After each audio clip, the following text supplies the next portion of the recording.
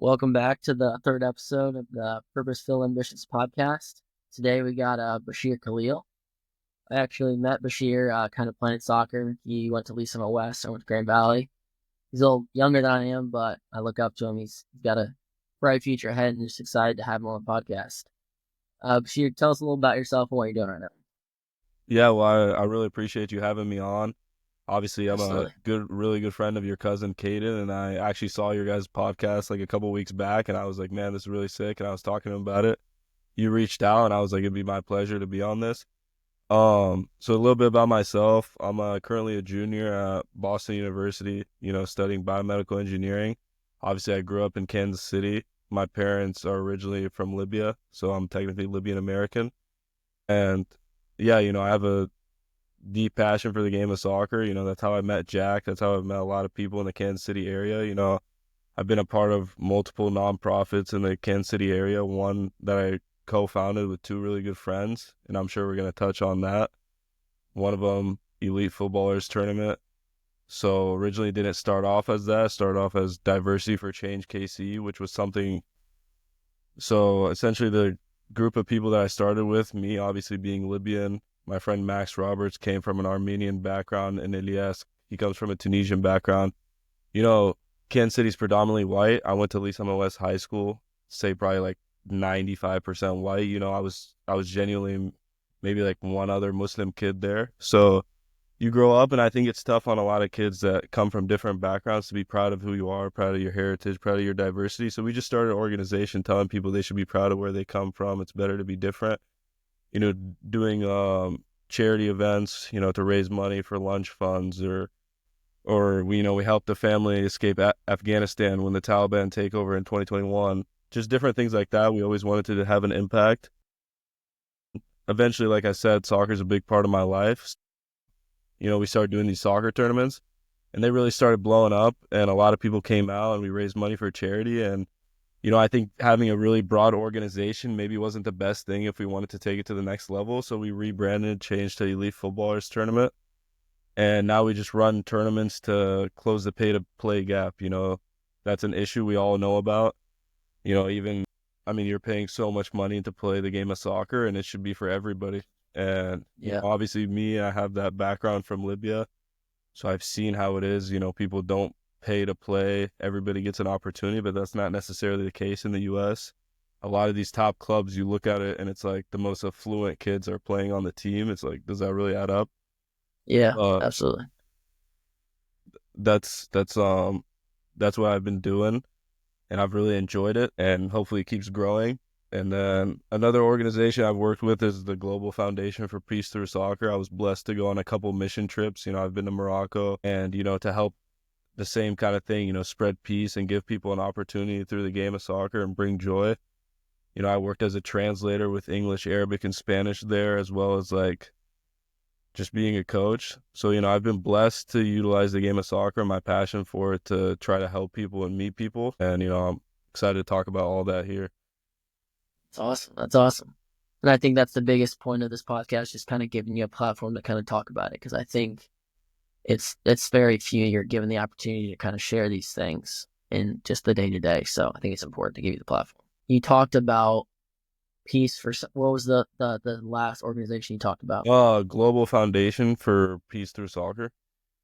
So is that something that you started, or is that how did that come about? No, so that's more so one of my dad's good friends, Antonio Suave, phenomenal guy, one of the best people I've met, genuinely.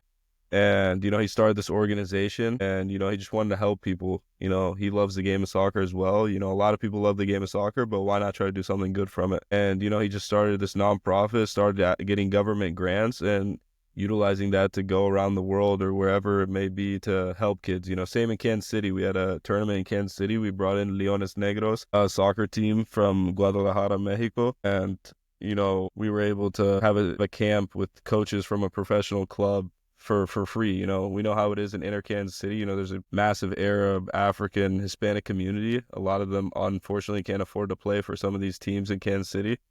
But to give those people an opportunity. So that's what he's done. And I got connected to them. They obviously knew I played soccer, speak multiple languages. So they were like, we could really utilize you. And I was like, it would be an absolute pleasure to take part in this and help people and, get a life experience. At the end of the day, I think traveling and seeing people's lives, you realize how blessed you are and gives you a different perspective on the world. So for sure, those experiences have made me look at things a lot differently. So would you say that he inspired you the most to kind of do what you're doing now and kind of move forward with that, or like, is there other things that kind of inspired you? I mean, I guess a mix of both because technically I did do EFT and everything with my good friends Max and Elias beforehand. Yeah. And then obviously I got connected with him as well. And I think it was a mix of both. I saw like, originally I was thinking like, man, can you really like do this nonprofit like for life? Like how far can I take it? But obviously Antonio, Mr. Suave, he's an older gentleman and he's still doing it and he's still helping. So I was like, yeah, this is something I can do for a long time. And, he gave me a different perspective. Like I was like, oh man, I could do grants and like, or maybe I could do a tournament in, Morocco as well, or Mexico or Libya where I'm from, or Max in Armenia. So it gave me a different perspective on things, but I wouldn't say it was like the main push for me. It was just a boost to like do more with what I was already starting. Got you. Got you. Yeah, that makes sense. So you kind of talked about EFT and kind of briefly went over that. Kind of run me through what that's all about, how that got started, your purpose behind that. Yeah, so obviously Max Roberts, kind of the main guy I run it with right now, phenomenal friend that I've been able to build a connection with because of this. Obviously like I said, I grew up in Kansas City.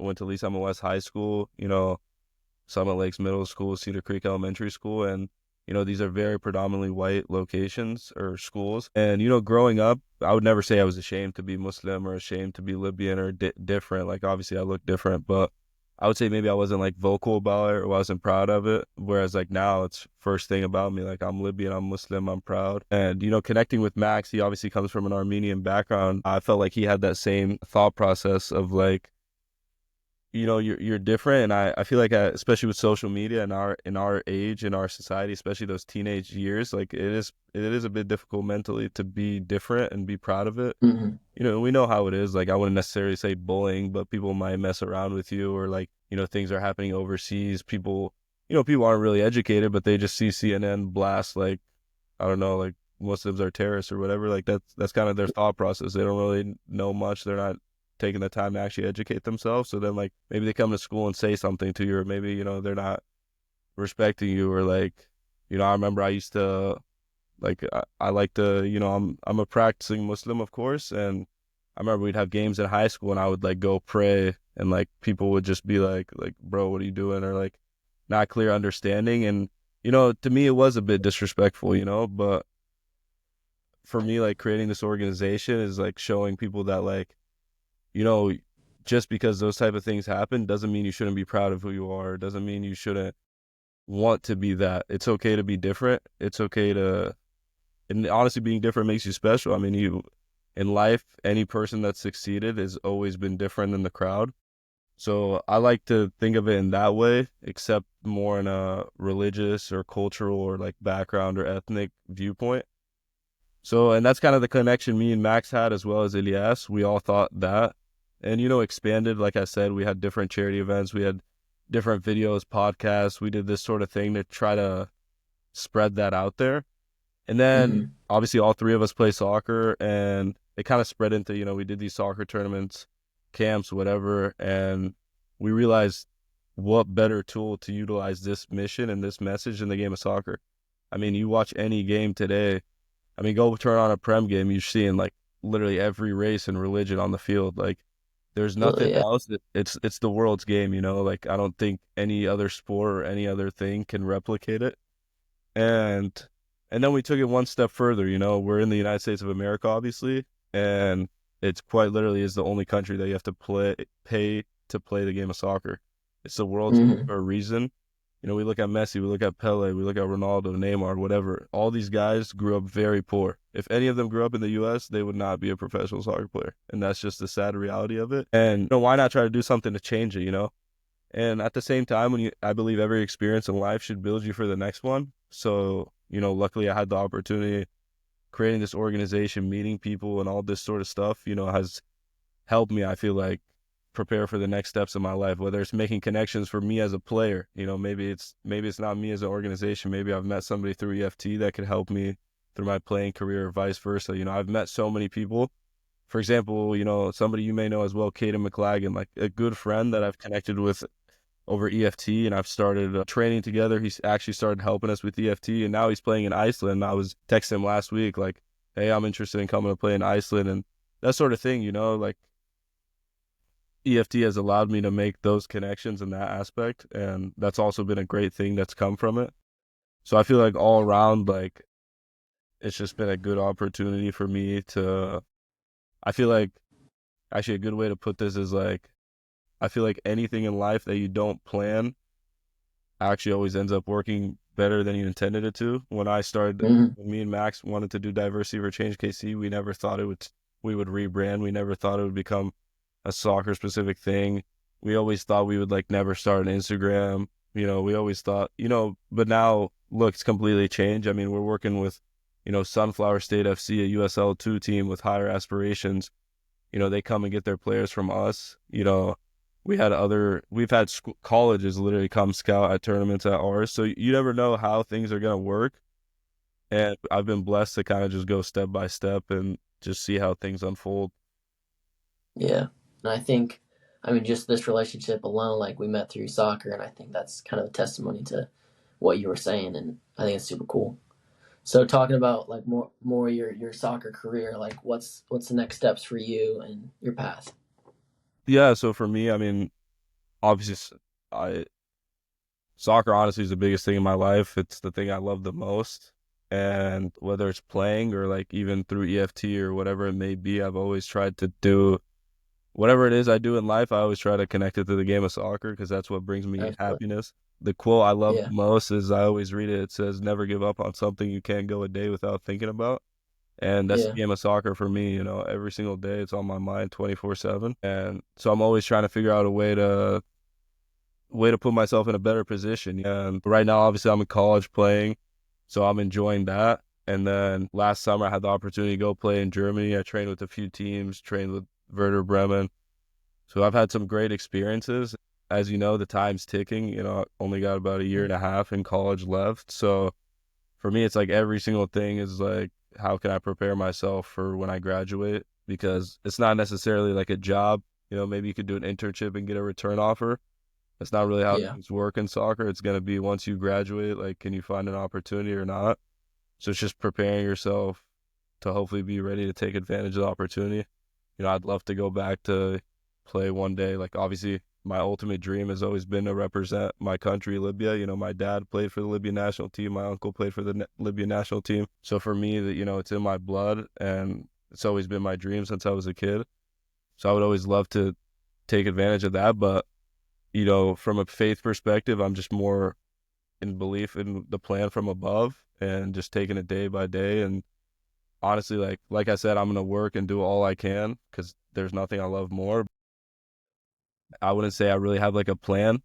We have a word actually. Obviously, as I said, I'm Muslim, but we have a word. It's called tawakkul, and essentially what it means is just like you put in the work but you have belief in above. And obviously, if you know anything about Islam, there's the Prophet Muhammad, peace be upon him. And what he says about that is they asked him, like, the what good is like having that belief in above. And there's a story they always say. This guy had a camel, and he said, should I tie my camel or should I just leave it and like believe that like God will keep it safe and secure here? And the Prophet, peace be upon him, said, tie your camel and have belief in above. So that's always been my mentality, put in the work and have belief that the plan will come to fruition from above. So that's kind of how I live on a day-to-day basis. That's pretty much it. That's good. That's good. Do you have any like desire to coach or anything like that, or is that out of the question? Honestly, for sure, yeah. I think coaching would be really cool. I have a little brother. I always love when I watch him and like try to tell him a little bit of tips or stuff like that. I think it's a really cool thing, but I don't know if it's coaching or maybe even like front office role or agent. Yeah. Because like Yeah. even from having this connection with Sunflower or like different things like that, I've made a lot of connections where even at this like kind of young age, I've been connecting a lot of different people with coaches and stuff like that. And I'm like I have a Yeah. decent network, and I'm like, wow, like I think this would be pretty cool. So I don't know if it's coaching or maybe like agent type of thing or maybe like Gotcha. front office. But like I said, I mean, soccer is everything to me. So I've always wanted to just stay as connected as I can to the game. That's cool. That's cool. And then you talked about your degree, biomedical engineering. Is that right? Yes, sir. Yes, sir. So what's the plan with that? Just any idea? The plan with that is, I mean, it's kind of, I feel like my short term plan, obviously, I'm more focused on the game of soccer, but Yeah. for me, it's like I touched on, my dad and uncle both played on the national team. My dad's now a dentist. My uncle's now a neurologist. So for me, it's always kind of been like I would want to go into the med field at some point.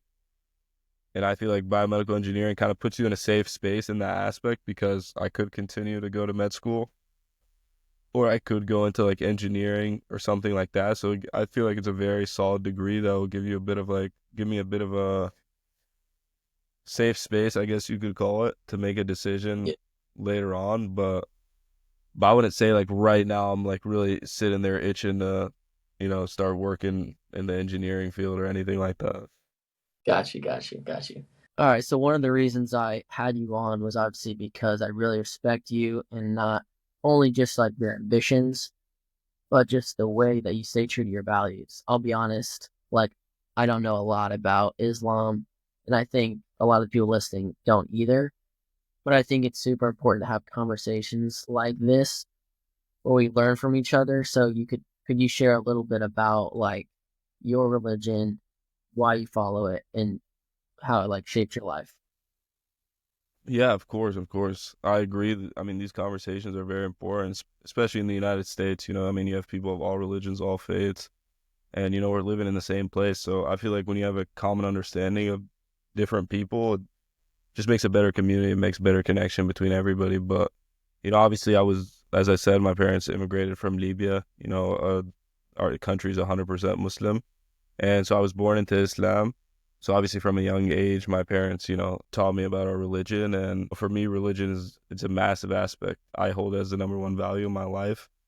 I think a connection with God is essential, especially in today's world, with social media, so many, for lack of a better word, crazy stuff going on. I feel like you have to be Mm, very, very strong in your faith and very confident in what you believe in because you don't want to be swayed left or right. And I think the people that are strong in their faith won't be swayed.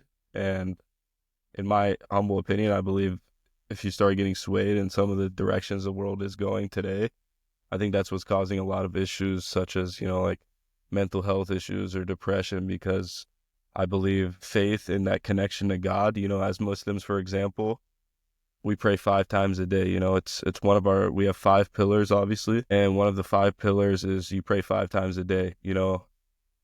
That that's essentially, like, for lack of a better term, it's almost like a meditation, a speaking to God, a calming moment. So, at least 5 times a day you have that. At least 5 times a day you could pray, you can ask God for whatever. And for me, that's always been a great thing to have. Maybe things aren't going good, you're disappointed in yourself, bad exam, bad practice, whatever, but you have that moment to connect with God. You have that moment to ask. There's nobody greater than God. It's the same as Christianity, it's a monotheistic religion. You guys also believe God's the greatest. There's one God. And you can ask him for whatever. He created this whole world. Why could he not bless you with whatever you want? Growing up, my parents would always say, like, it sounds kind of funny, but if God wanted you to play for Real Madrid tomorrow, he would make it happen. And that's the truth. And I have that genuine belief that if he actually did, why not? And so for me, religion's a massive thing. Like you said, not a lot of people know about it. And I think that's the issue. I wouldn't say it's an issue, but I think that's kind of like what's missing between the connection between a lot of people that are of different faiths. I think it's also just the illusion of the people in superior positions, kind of, honestly, the way I see it, kind of wanting there to be a separation. Because, I know, for example, even high school or even like through soccer, meeting a lot of people and like, first off, a lot of them have never even met somebody that's Muslim, but then when they meet you and you're Muslim and I'm a normal guy. I think I'm a pretty good guy. And they're almost kind of just like, like, oh, what? Because like I feel like from media and that sort of thing that you see online, I think a lot of people considering they've never met a Muslim, kind of have this illusion of like, oh my God, these are like some beasts or something, you know? And it's because they don't have that connection with anybody. So I felt like growing up, when I would tell people I'm Muslim, they would always almost be a bit surprised. You know, like, well, you're a Muslim? Like, oh, you're not like some specimen, you know? And I feel like that's just like, a lack of education, and also just like what I said, I think the people above are trying to create a separation between us, whether that's to support their actions that they're doing overseas to make it seem like they're in the right for those actions or whatever it may be. But, I think if you really sit back and look at it, whether it's Judaism, Islam, or Christianity, I know these are the people of the book, we're all, whether it's the Bible, the Quran, or the Torah, these are all holy books, and we all believe that they've been sent down from God.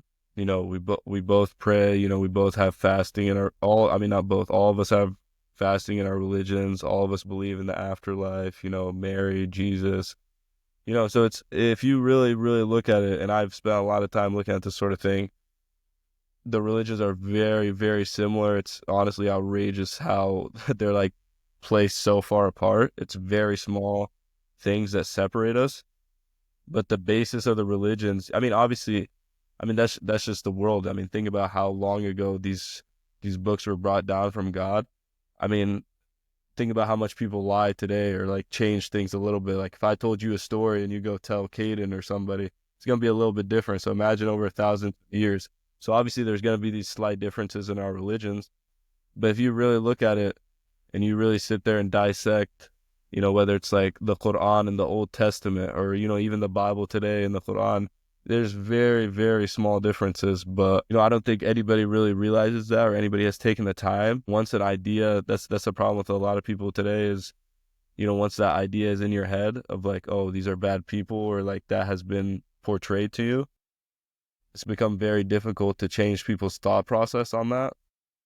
And for me, that's something I take very seriously, because I know I'm Libyan, I'm Muslim, I live in America. I'm a representative of all that. Even from, I know people that meet, whether it's, I don't know how, for example, how many Muslim people but I'm assuming it's not too many.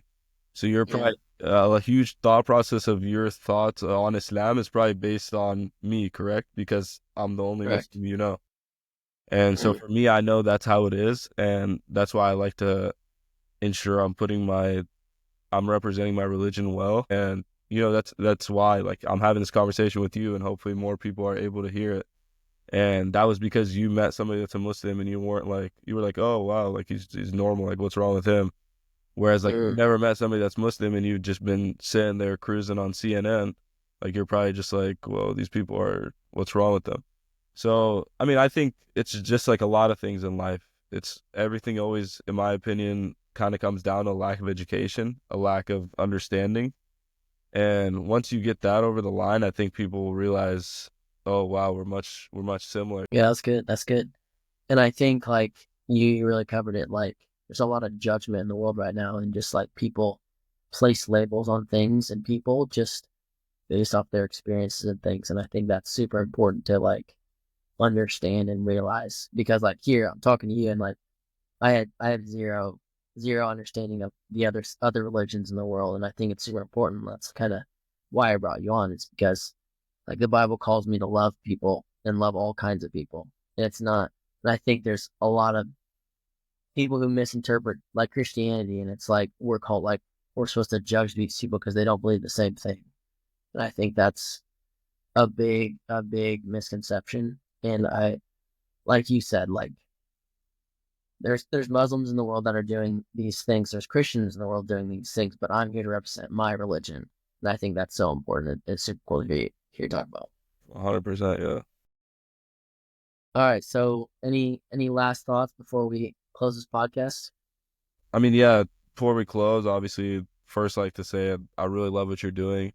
Obviously this is it's a bit of a faith podcast, but I think that's something that's lost today. A lot of people just assume it's like a faith podcast, like, it's just like some very strict, for us we call them shiur, or like for you guys a pastor just coming on here, just like waffling on and on. Everybody's not interested in that, but I feel like today we really showed that like faith isn't really necessarily like I'm sitting there 24/7 praying, you know. You can have that belief, you can have that connection with God without maybe sitting there at all times thinking that. And you know, I really think it's cool that you did that and had me on. And you know, one last thing I'd like to say is like, you know, maybe it doesn't have to be from a religious perspective, but I think anybody that's listening to this should take the time to think like, what really is my purpose? I always like talking about my friends with my friends about this, you know, whether it's religion or, you know, for me, you know, I love the game of soccer. It's like, man, I just really feel like, you know, we have a thing in Islam as well. It's like, if you're always praying for something, if you're always thinking about something, even if it maybe isn't going the best,